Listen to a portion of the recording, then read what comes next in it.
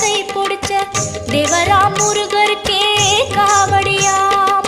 கந்தனுக்கு அரோகரா, முருகனுக்கு அரோகரா. தேவையான பூங்கொடிய தேர்ந்தெடுத்து கை பிடிச்ச தேவரா முருகருக்கே காவடியாம்.